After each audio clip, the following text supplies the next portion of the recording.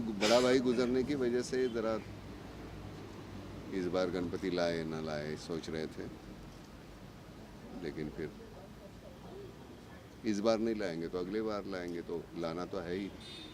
तो चलो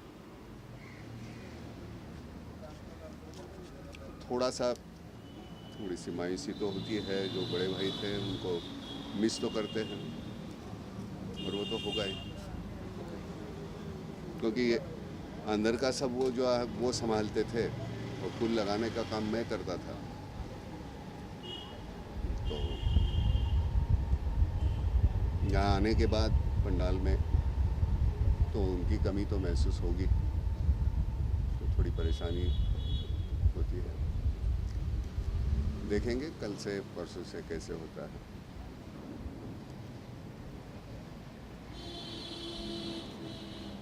ये तो बड़ी धूमधाम से चलता है सब कुछ, शहनाई बजती है, ये है, लेकिन इस बार और काफ़ी एक मतलब सिर्फ बड़े भाई ने एक दूसरे भाई समान, दूसरा हमारा एक दोस्त था, एक दिन ये गुजरे, दूसरे दिन वो गुजर गए। तो बाहर वो काम करते थे मेरे साथ फूल लगाने का, भाई अंदर करता था, तो वो थोड़ा सा तकलीफ हो रही है थोड़ी।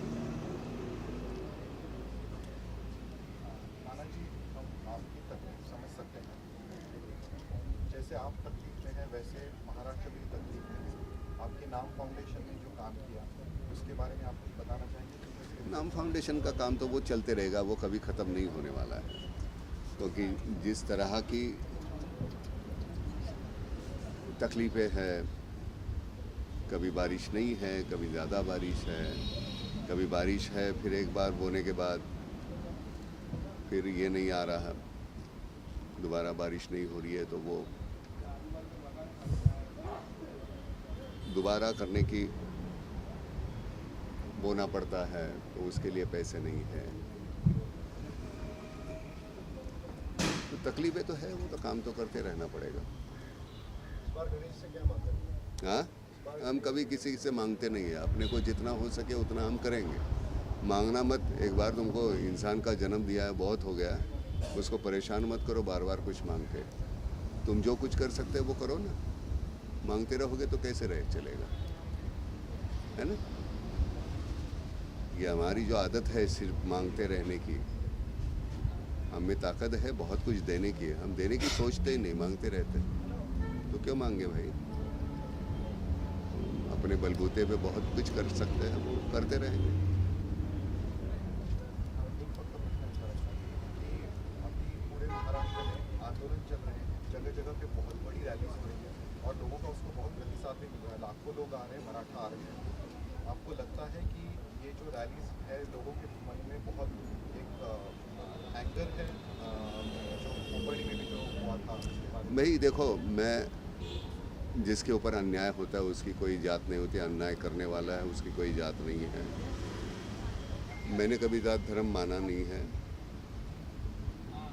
लेकिन जो भी कोई गुनाहगार है उनको कड़ी से कड़ी सज़ा होनी चाहिए, वो कोई जात धर्म के हो, वो होनी चाहिए, और जितने जल्दी हो सके। नहीं तो क्या होता है, सालों साल गुजरते रहते हैं, उनको कोई सज़ा नहीं होती, गुजर जाते हैं। जिनके ऊपर अन्याय हुआ वो बेचारे राह देखते रहते हैं कि कब होगा, आज होगा, कल होगा, परसों होगा। तो मुझे लगता है कि ऐसे केसेस हैं, उनका हल जल्दी होना चाहिए, जितना जल्दी हो सके उतना निर्णय होना चाहिए। रही बात रैली की, मैं नहीं जानता, असंतोष तो होगा, जिस तरह से होता है वो, मराठा है, दलित है, ब्राह्मण है, किसी पर भी जो अन्याय है तो अन्याय है। वो तो ऐसे थोड़ी है कि नहीं इसके ऊपर ज़्यादा, इसके ऊपर कम, ऐसा हम नहीं सोच सकते।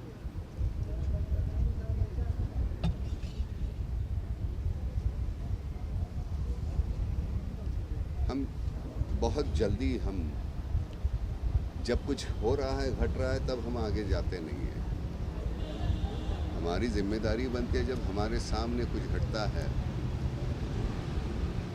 तो हमको आगे जाना चाहिए, लेकिन उस वक्त हम कुछ करते नहीं।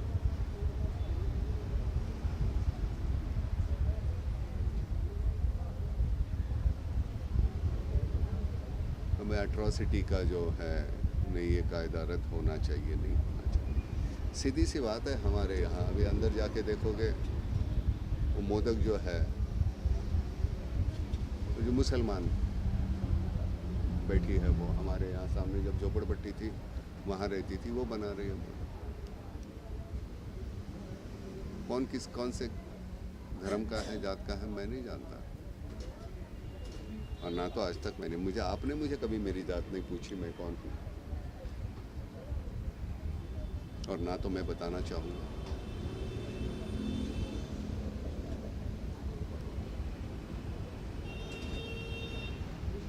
भटक जाते हैं हम, मालूम नहीं है क्या। सियासतदान जो है हमारे मेमने की तरह हमको फटकारते रहते हैं, हम यहाँ भाग रहे हैं, फिर यहाँ भाग रहे हैं, यहाँ भाग रहे हैं।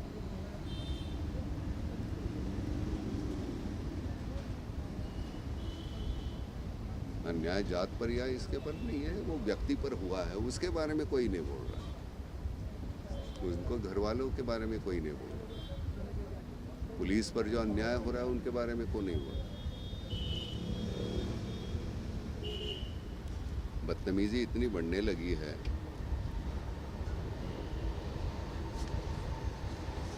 जब तक कड़ी से कड़ी सजा नहीं होती तो ये नहीं रुकेगा। डर लगना चाहिए हमारे कानून का, वो होता ही नहीं।